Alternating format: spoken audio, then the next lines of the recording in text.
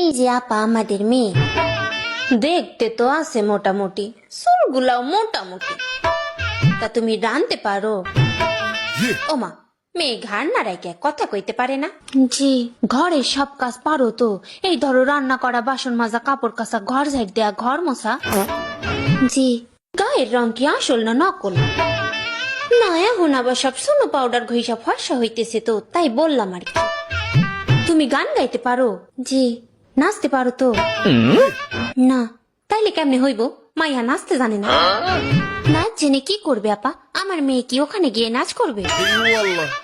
না না, এই মাইয়া চলবো না, নাচতে জানে না।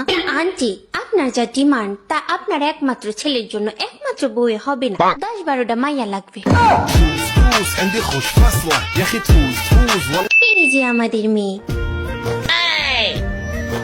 মা, মেয়ে তো কালো, তাতে কি? BMW তো সাদাই নিব।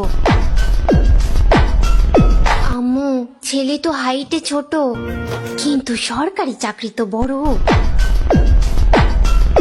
মা, এমন মেয়ে বিয়ে করলে লোকে কি বলবে? আরে বাবা, বস্তা ভরা যৌতুক লোকের মুখ বন্ধ করবে। আম্মু, মা ছেলে কি এত গুজুর গুজুর ফুসুর ফুসুর করে? বিয়ের পরে আবার নাটক করবে না তো? আরে নাটক যদি বেশি করে মামলা দিব থরে থরে।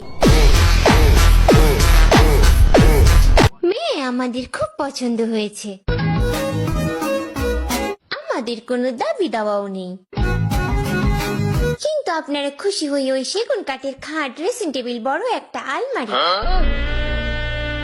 52 ইঞ্চির একটা LED টিভি, ডাবল ডোরের ফ্রিজ, এসি, একটা ওয়াশিং মেশিন, আর আমার ছেলের জন্য একটা লেটেস্ট মডেলের বাইক দিলেই হবে। তবে তবে আপনারা যদি খুশি হয়ে আরো কিছু দিতে চান, আমাদের কোনো আপত্তি নাই। বাড়িটা আছে মানে? না মানে খাট, আলমারি, ফ্রিজ, এসি, ওয়াশিং মেশিন রাখার জন্য বাড়িটা আছে তো, নাকি ওটাও দিতে হবে?